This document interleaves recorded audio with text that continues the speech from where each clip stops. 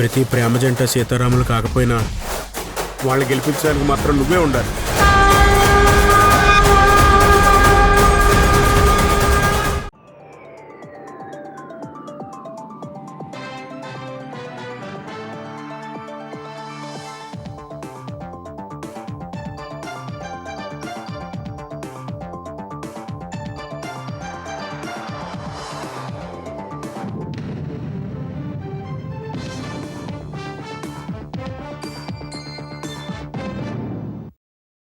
నమస్కారం, ఈటీవీ న్యూస్కు స్వాగతం. ముందుగా ముఖ్యాంశాలు. అమరావతిపై జగన్ వ్యాఖ్యలను కొట్టిపారేసిన చంద్రబాబు. నాగరికత తెలియకే దుష్ప్రచారానికి పాల్పడుతున్నారని మండిపాటు. డాక్టర్లు మానవతా దృక్పథంతో ప్రజాసేవ చేయాలన్న పవన్. నెలకు ఒక్కసారైనా పల్లెలు, గిరిజన ప్రాంతాలకు వెళ్లాలని సూచన. పోలవరం, నల్లమల సాగర్కు నిధులపై కేంద్రానికి ఏపీ విజ్ఞప్తి. వచ్చే బడ్జెట్లో కేటాయించాలని నిర్మలా సీతారామన్ను కోరిన కేశవ్. ప్రధాన ప్రాజెక్టులకు నిధులివ్వాలని కేంద్రాన్ని కోరిన తెలంగాణ. హైదరాబాద్ డ్రైనేజీ వ్యవస్థకు 17,212 కోట్లు ఇవ్వాలన్న భట్టి. మహిళా అధికారులపై అపవాదులు సరికాదన్న కోమటిరెడ్డి వెంకటరెడ్డి. రేటింగులు, లైకుల కోసం దుష్ప్రచారాలు చెయ్యొద్దని హితవు. తెలుగు రాష్ట్రాల్లో పల్లెబాట పట్టిన నగరాలు. సంక్రాంతికి సొంతూళ్లకు వెళ్లే వారితో కిక్కిరిసిన రోడ్లు.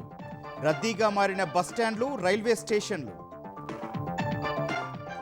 సుప్రీంకోర్టుకు చేరిన ఐప్యాక్ వ్యవహారం. బంగాల్ సర్కారు దర్యాప్తును అడ్డుకుందని ఈడీ పిటిషన్. కేవియట్ వేసిన మమతా ప్రభుత్వం.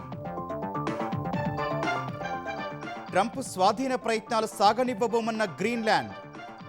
అమెరికా, డెన్మార్క్ పౌరులుగా ఉండాలనుకోవడం లేదని స్పష్టీకరణ.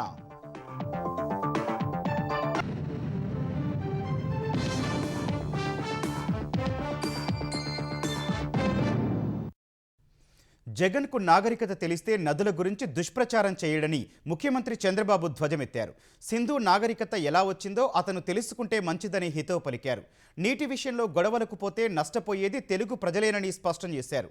కాళేశ్వరంకు లేని అభ్యంతరం నల్లమల్ల సాగర్కు ఎందుకని చంద్రబాబు ప్రశ్నించారు. తెలుగుదేశం పార్టీ కేంద్ర కార్యాలయం ఎన్టీఆర్ భవన్ కు వెళ్లిన ఆ పార్టీ అధినేత సీఎం చంద్రబాబు ప్రజల నుంచి వినతులు స్వీకరించారు. వారి సమస్యలు పరిష్కరిస్తామని హామీ ఇచ్చారు. ఆరోగ్య, సీఎంఆర్ఎఫ్ సంబంధిత బాధితులకు సీఎం పరిష్కారం చూపారు. అనంతరం మీడియాతో చంద్రబాబు ఇష్టాగోష్ఠిగా మాట్లాడారు. జగన్ కు నాగరికత తెలిస్తే నదీ జలాలపై దుష్ప్రచారం చెయ్యరని అన్నారు. సింధు నాగరికత ఎలా వచ్చిందో ఆయన తెలుసుకుంటే మంచిదని వ్యాఖ్యానించారు. ఢిల్లీ సహా ప్రధాన నగరాలు ఎక్కువ నదీ తీరాల వెంబడి ఉండబట్టే అభివృద్ధి చెందాయన్నారు. లండన్ సహా ప్రపంచంలోని ప్రముఖ నగరాలు నదీ పరివాహక ప్రాంతాల్లోనే ఉన్నాయన్నారు. నదీ గర్భానికి, నదీ పరివాహక ప్రాంతానికి తేడా కూడా తెలియకుండా వైసీపీ నేతలు మాట్లాడుతున్నారని మండిపడ్డారు. ఎన్నికల్లో ప్రజలు బుద్ధి చెప్పినా రాజధానిపై విషం చిమ్మటం మానట్లేదని ఆక్షేపించారు. ఏపీలో వచ్చే 2 ఏళ్లలో నీటి కొరత లేకుండా ప్రణాళికలు సిద్ధం చేస్తున్నామన్న ఆయన, నీటిని సద్వినియోగం చేసుకుంటున్నాం కాబట్టే రాయలసీమలో హార్టికల్చర్ అభివృద్ధి చెందిందని అన్నారు. దేశంలోనే ఉద్యానవన రంగంలో మొదటి స్థానంలో ఉన్న ఏపీ రానున్న 10 ఏళ్లలో ప్రపంచంలోనే నెంబర్ 1 స్థానానికి వెళ్తుందని విశ్వాసం వ్యక్తం చేశారు. నీటి విషయంలో గొడవలకు పోతే నష్టపోయేది తెలుగు ప్రజలేనన్న చంద్రబాబు, 2 రాష్ట్రాలు బాగుండేలా చూడటం తప్పెలా అవుతుందని ప్రశ్నించారు. మిగులు జలాల్ని సద్వినియోగం చేసుకుంటే 2 రాష్ట్రాలు సుభిక్షంగా ఉంటాయన్నారు. రాయలసీమకు నీరందించామనటానికి పట్టిసీమే ప్రత్యక్ష ఉదాహరణ అని అన్నారు. పట్టిసీమ ద్వారా రాయలసీమ పట్ల తమకున్న చిత్తశుద్ధిని చాటుకున్నామని చెప్పారు. పూర్తి చేయకుండా 2020లోనే నిలిపివేసిన రాయలసీమ లిఫ్టుతో స్వార్థ రాజకీయాలు చేస్తున్నారన్న సీఎం, కేవలం మట్టి పనులు చేసి గత వైసీపీ ప్రభుత్వంలో 900 కోట్లు బిల్లులు చేసుకున్నారని ధ్వజమెత్తారు. ఏపీ ప్రయోజనాలే తమకు ముఖ్యమన్న చంద్రబాబు, నీటి విషయంలో రాజీ పడేది లేదని తేల్చి చెప్పారు. కాళేశ్వరం ప్రాజెక్టుకు లేని అభ్యంతరం నల్లమల్ల సాగర్ కు ఎందుకన్న చంద్రబాబు, తెలుగు ప్రజల కోసం పరస్పరం సహకరించుకుంటామని చెప్పారు. ప్రజల కోసం ప్రాజెక్టులు చేపడతాం కానీ జగన్ కోసం తానెందుకు చేస్తానని ప్రశ్నించారు. నీటిని ఎత్తిపోస్తే ఎక్కడైనా భద్రపరుచుకోవచ్చన్న ఆయన, తర్వాత అవసరాల కోసం వాడుకోవచ్చని తెలిపారు. మిగులు జలాలతో చేపట్టే నల్లమల్ల సాగర్ ఏపీ చేపడితే శ్రీశైలం, నాగార్జున సాగర్లలో నీటి లభ్యత పెరుగుతుందన్నారు. ఆ నీటిని తెలంగాణ కూడా వాడుకోవచ్చని స్పష్టం చేశారు. మానవతా దృక్పథంతో వైద్యులు ప్రజాసేవ చేయాలని ఆంధ్రప్రదేశ్ ఉప ముఖ్యమంత్రి పవన్ కళ్యాణ్ సూచించారు. కాకినాడ జిల్లాలో రెండో రోజు పర్యటించిన ఆయన తొలుత గొల్లప్రోలులో సుద్దగడ్డ వాగుపై నిర్మించిన నూతన వంతెనను పరిశీలించారు. ఇచ్చిన హామీ మేరకు ఏడాదిన్నరలోనే వంతెన పూర్తి చేసి అందుబాటులోకి తేవడంతో thank you deputy CM sir అంటూ చిన్నారులు ప్లకార్డులు పట్టుకుని కృతజ్ఞతలు తెలిపారు.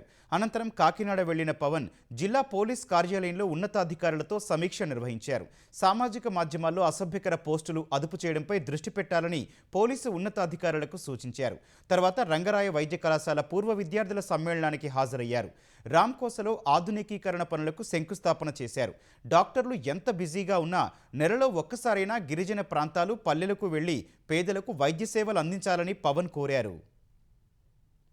గ్రామీణ ముఖ్యంగా గిరిజన ప్రాంతాల్లో స్పెషలిస్టుల వైద్యులు కొడుతుంది. వైద్యులుగా మీరు ఎంత బిజీగా ఉన్నప్పటికీ కూడా నెలలో ఒక్క రోజైనా సరే ఒక గ్రామీణ గిరిజన ప్రాంతాలకు వెళ్ళి, అంటే ప్రభుత్వం ఒక డాక్టర్ తయారవడానికి చాలా పెట్టుబడి పెడుతుంది. ప్రభుత్వ కళాశాలలు చదువుకున్న డాక్టర్స్ అందరికీ కూడా ప్రత్యేకించి it's not just about Kakinada Rangaraya college. వైద్యులుగా మీరు వన్స్ గ్రాడ్యుయేట్ అయ్యి మీరు ఎంత బిజీ అయినప్పటికీ కూడా కనీసం నెలలో మన దేశం కోసం, అది respective, it could be Andhra Pradesh, it could be Telangana, it could be any other state, ఒక్క రోజైనా సరే గ్రామీణ గిరిజన ప్రాంతాలకు వెళ్ళి ఎవరికైతే వైద్యం అందదో వారికి వైద్య సేవలు అవగాహన శిబిరాలు నిర్వహించాలని నేను మనస్ఫూర్తిగా అభ్యర్థిస్తున్నాను.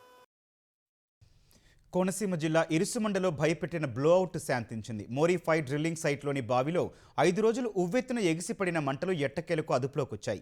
పూర్తిగా దేశీయ పరిజ్ఞానాన్ని ఉపయోగించి ఓఎన్జీసీ విపత్తు నివారణ బృందం అగ్నికీలలను నియంత్రించింది. ఈ ఉదయం 10 గంటల 20 నిమిషాలకు మంటలు పూర్తిగా అదుపులోకి వచ్చాయని అధికారులు తెలిపారు. అక్కడి శకలాలను ఓఎన్జీసీ సిబ్బంది పూర్తిగా తొలగించారు.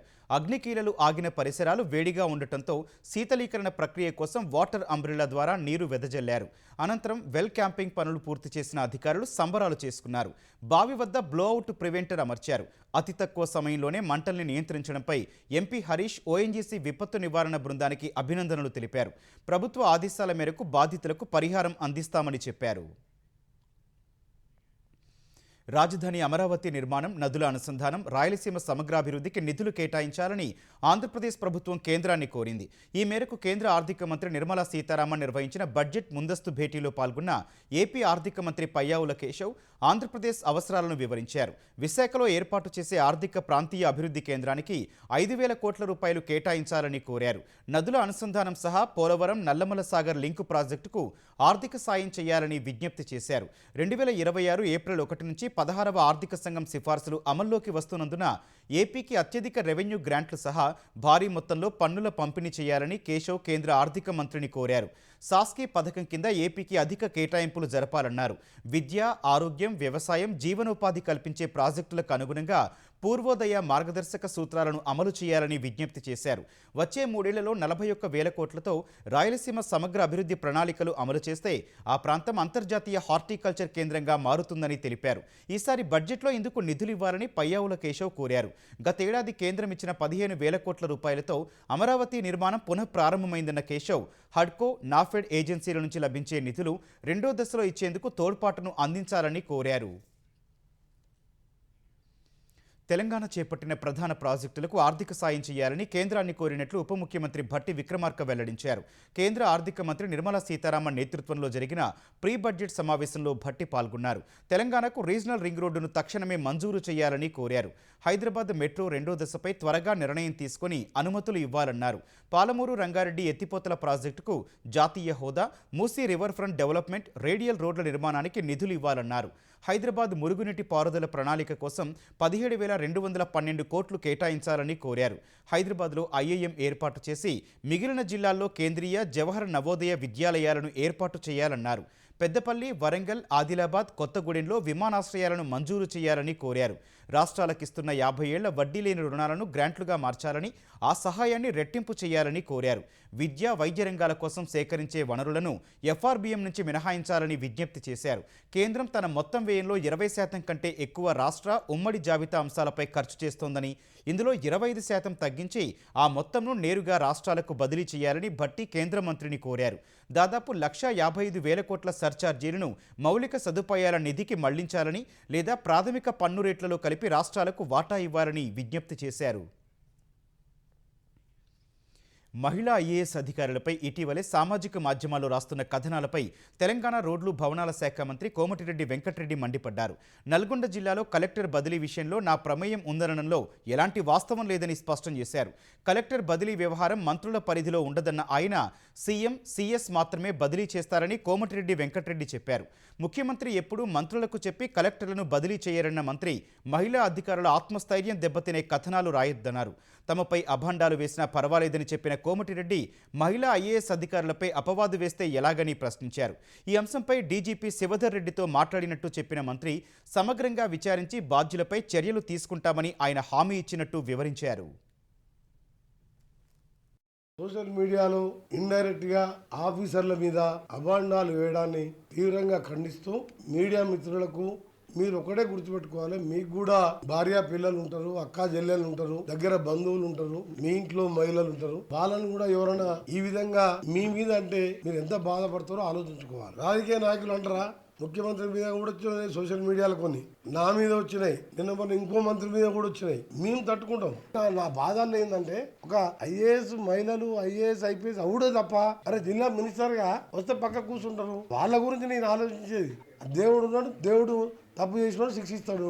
మీకు ఇంకా కూడా కోపం తీరలే, వెంకరెడ్డి అనే వాడు ఉండొద్దంటే ఇంత విషయం ఇచ్చి చంపండి మీరు కూడా. మరి అసలు దేశం మాది ఏముంది? తెలంగాణలో మహిళా ఐఏఎస్ అధికారులను లక్ష్యంగా చేసుకుని కొన్ని మీడియా సంస్థలు సాగిస్తున్న అసత్య ప్రచారాలపై తెలంగాణ ఐపీఎస్ ఆఫీసర్స్ అసోసియేషన్ తీవ్రస్థాయిలో ఆగ్రహం వ్యక్తం చేసింది.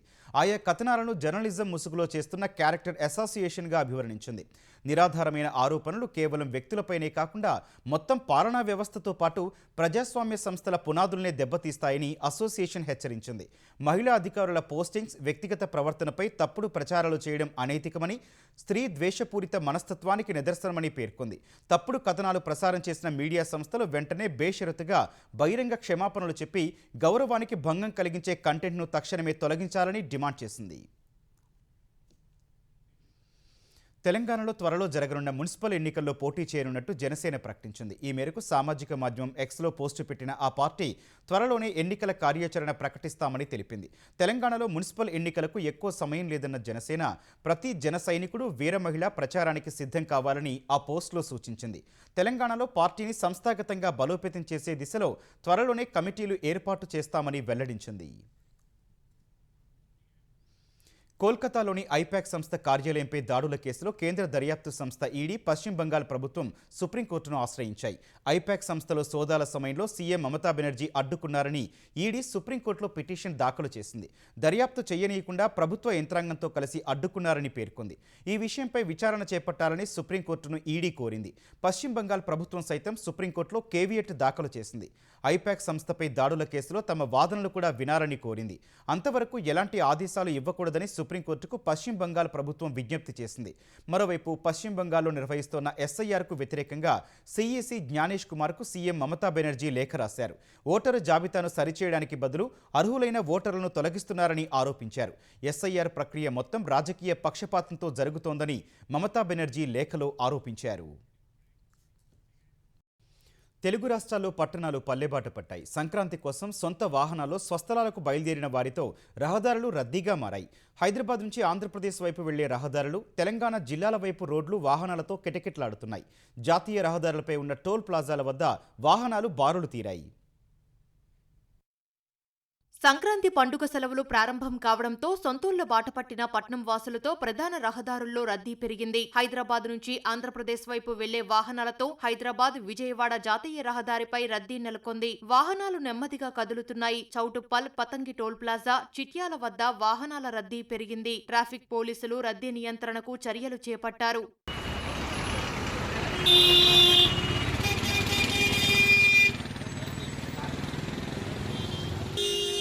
హైదరాబాద్ విజయవాడ హైవేపై కొన్ని చోట్ల రోడ్డు విస్తరణ పనులు సాగుతున్నాయి. పనులు జరుగుతున్న చోట్ల వాహనాలు నెమ్మదిగా కదులుతున్నాయి. నల్గొండ జిల్లాలోని పిట్టంపల్లి, పెద్ద కాపర్తి వరకు వాహనాలు బారులు తీరాయి. చౌటుప్పల్, చిట్యాల ప్రధాన కూడళ్ల వద్ద వాహనాలు నెమ్మదిగా కదులుతున్నాయి. సూర్యాపేట వద్ద ట్రాఫిక్ ను డ్రోన్ కెమెరాల ద్వారా అంచనా వేస్తూ నియంత్రిస్తున్నారు.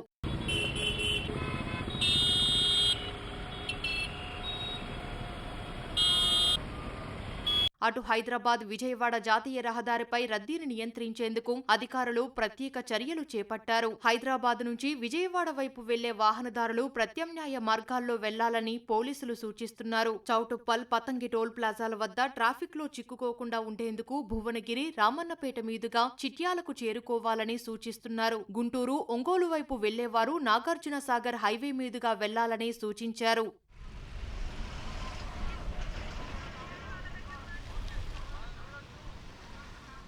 హైదరాబాద్ నుంచి వస్తున్న వాహనాలతో ఏపీలో కూడా రద్దీ భారీగా పెరిగింది. విజయవాడ హైదరాబాద్ జాతీయ రహదారిపై నందిగామ వద్ద భారీగా ట్రాఫిక్ జామ్ అవుతోంది. జాతీయ రహదారిపై హైవే అండర్ పాస్ బ్రిడ్జికి అనుసంధానంగా అప్రోచ్ రోడ్డు నిర్మాణ పనులు జరగకపోవడంతో నందిగామ వై జంక్షన్ వద్ద రద్దీగా మారుతోంది. ట్రాఫిక్ జామ్ కావడం వల్ల కిలోమీటర్ల మేర కార్లు బారులు తీరుతున్నాయి. కీసర టోల్ ప్లాజా వద్ద రద్దీ నెలకొంది. గంటకు వాహనాల సంఖ్య పెరుగుతోంది. వాహనాల రాకపోకలకు ఇబ్బంది లేకుండా హైవే పోలీస్ అధికారులు తగిన ఏర్పాట్లు చేశారు. కృష్ణా జిల్లా ఉంగుటూరు మండలం పొట్టిపాడు టోల్గేట్ వద్ద వాహనాల రద్దీ భారీగా పెరిగింది. వాహనాలను నియంత్రించేందుకు టోల్గేట్ సిబ్బంది, పోలీసులు శ్రమించాల్సి వస్తోంది.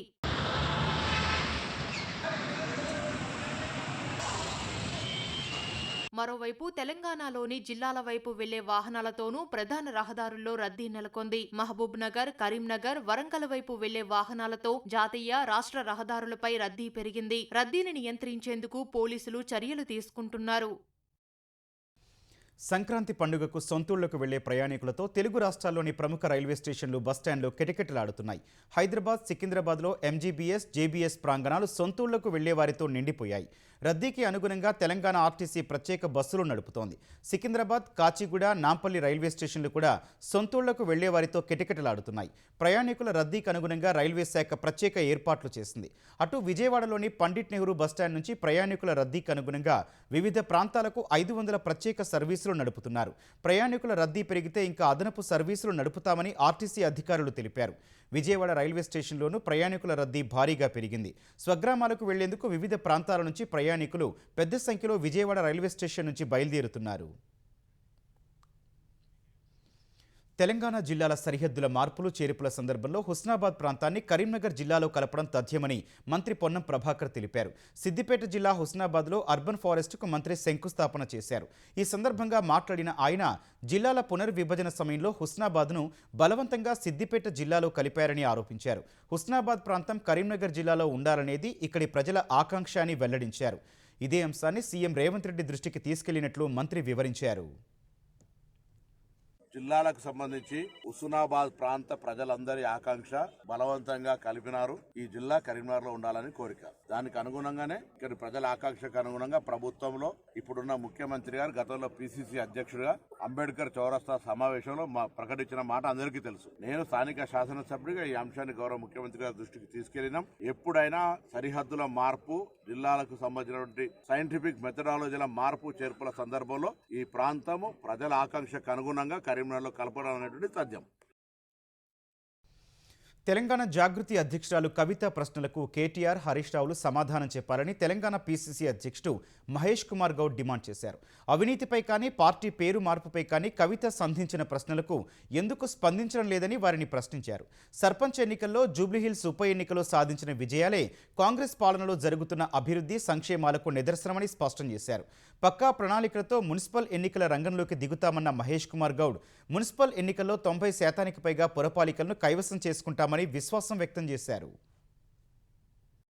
కేటీఆర్ కి సిస్టర్ స్ట్రోక్ తో బాధపడతా ఉన్నాడు. హరీష్ రావు గారు మర్దల స్ట్రోక్ తో బాధపడతా ఉన్నారు. ఇన్నేళ్లుగా కాంగ్రెస్ నాయకులు వారు చేసినట్టు అవినీతి గురించి, రాష్ట్రాన్ని 10 ఏళ్లుగా దోచుకున్న తీరు గురించి చెప్తే ప్రజలు కొంతవరకే నమ్మినారు. కానీ వీళ్ళ కవిత సాక్షాత్తు 10 ఏళ్లు అక్కడ ఉండి అధికారుల నుండి కేసీఆర్ కూతురుగా ఇవాళ బయటకు వచ్చి అక్కడ మాట్లాడుతూ ఉంటే ఆ ప్రశ్నలకు జవాబు చెప్పలేనంటే తికమక స్థితిలో కేటీఆర్ గారు, హరీష్ రావు గారు ఉన్నారు. వారు చేసిన అవినీతి భాగవతం, వారు చేసిన విచ్చలవిడి పాలన గురించి కవిత ప్రత్యక్షంగా బయటకు చెప్తా ఉంటే ఇది బహిర్గతమైపోయింది. తెలంగాణ రాష్ట్రాన్ని 10 ఏళ్లుగా కేసీఆర్ కుటుంబ సభ్యులు దోచుకున్నారు.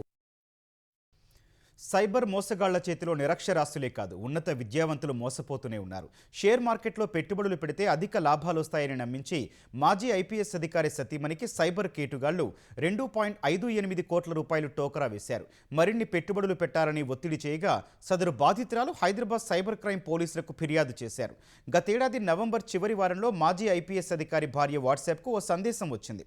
ఓ స్టాక్ మార్కెట్ గైడెన్స్ గ్రూప్లో చేరండి, మీరు మ్యూచువల్ ఫండ్స్ కంటే 500% అధిక లాభాలు పొందవచ్చని ఆ సందేశంలో వివరించారు. ఈ వ్యవహారాలపై తనకు పరిజ్ఞానం లేనందున ఆమె తన భర్తను ఆ గ్రూప్లో చేర్చారు. Stock market profit guide exchange group 20 అనే ఆ గ్రూప్లో దినేష్ సింగ్ అనే వ్యక్తి ఐఐటి బాంబే గ్రాడ్యుయేట్, వార్టన్ నుంచి పీహెచ్డీ చేశానని, జేపీ మోర్గాన్ వంటి సంస్థలో పనిచేసినట్లు నమ్మించాడు. ఇన్ఫోబీన్, ఎస్ఎంఎస్ ఫార్మా వంటి షేర్లలో లాభాలు వస్తున్నట్లు ఇతర సభ్యులు స్క్రీన్ షాట్లు పెట్టగా నమ్మిన బాధితులు గతేడాది 24 నుంచి ఈ నెల 5 వరకు 19 లావాదేవీల్లో 2,58,00,000 రూపాయలు బదిలీ చేశారు. ఇందులో కొంత మొత్తం బంగారు ఆభరణాలపై రుణం తీసుకున్నట్టు ఫిర్యాదులో తెలిపారు. ఈ మేరకు దర్యాప్తు చేపట్టిన పోలీసులు సైబర్ కేటుగాళ్లు చెప్పిన ప్రతి ఐపీఓలో భారీ లాభాలు వస్తున్నట్లు నకిలీ యాప్లో తయారు చేసినట్టు గుర్తించారు. ఈటీవీ 30 ఈనాడు 50 ఏళ్ల వేడుకలకు నరసరావుపేటలోని కోడెల క్రీడా ప్రాంగణం ముస్తాబవుతోంది. రేపు సాయంత్రం 6 గంటల నుంచి 9 గంటల వరకు సాగనున్న వేడుకలకు శరవేగంగా ఏర్పాట్లు జరుగుతున్నాయి. రేపటి కార్యక్రమంలో ప్రముఖ సంగీత దర్శకుడు కోటి, టీవీ ఆర్టిస్ట్ శ్రీముఖి ప్రేక్షకులను అలరించనున్నారు. సంగీతం సహా సరదాగా నవ్వులు పూయించే కార్యక్రమాలు నిర్వహిస్తారు. పలువురు ప్రజా ప్రతినిధులు, అధికారులు హాజరయ్యే ఆ కార్యక్రమాన్ని దాదాపు 10,000 మంది చూసేలా ఏర్పాట్లు చేశారు.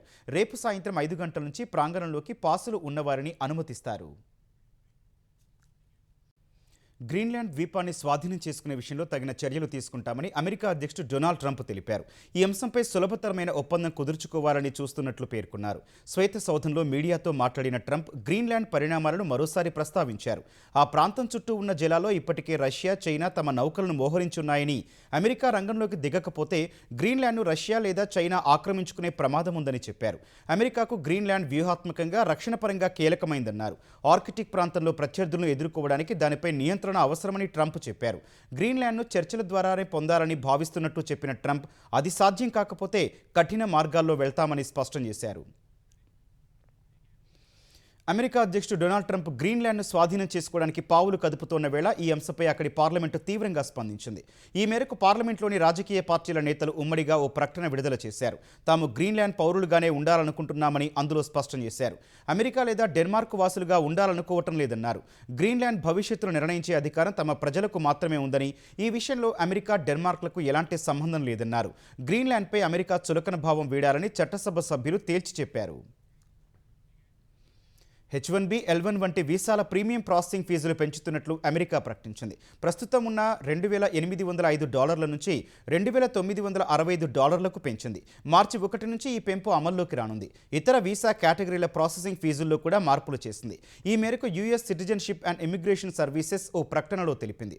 2023 జూన్ నుంచి 2025 జూన్ మధ్య ద్రవ్యోల్బణాన్ని పరిగణలోకి తీసుకుని ఫీజు పెంచినట్లు వెల్లడించింది. H1B, L1, O1, P1, TN వీసాల విషయంలో ప్రీమియం ఫీజు $2,805 నుంచి $2,965 పెరగనుంది. F1, J1 వంటి వీసాల ఫీజును $1,965 నుంచి $2,075 పెంచింది. వీసా దరఖాస్తులను వేగంగా ప్రాసెస్ చేయడానికి ఈ అదనపు రుసుమును వసూలు చేస్తారు. మలేషియా ఓపెన్లో భారత షట్లర్ పివి సింధు పోరాటం ముగిసింది. సెమీస్లో ఓటమితో ఆమె టోర్నీ నుంచి నిష్క్రమించింది. ఈ తెల్లవారుజామున జరిగిన సెమీఫైనల్ మ్యాచ్లో రెండో సీడ్ చైనా క్రీడాకారిణి వాంగ్ జీయి చేతిలో 16-21, 15-21 తేడాతో సింధు ఓటమి పాలైంది. మరో సెమీస్లో చైనా క్రీడాకారిణి చెన్ యూఫే గాయంతో తప్పుకోగా దక్షిణ కొరియా క్రీడాకారిణి అన్ సే యంగ్ ఫైనల్కు చేరుకుంది. రేపు జరిగే ఫైనల్లో చైనా షట్లర్ వాంగ్ జీయి, దక్షిణ కొరియా క్రీడాకారిణి అన్ సే యంగ్ తలపనున్నారు. ఈ టోర్నీలో ఇప్పటికే పురుషుల డబుల్స్లో సాత్విక్ సాయిరాజ్, చిరాగ్ శెట్టి జోడీ క్వార్టర్స్ దశలో తమ పోరాటాన్ని ముగించింది.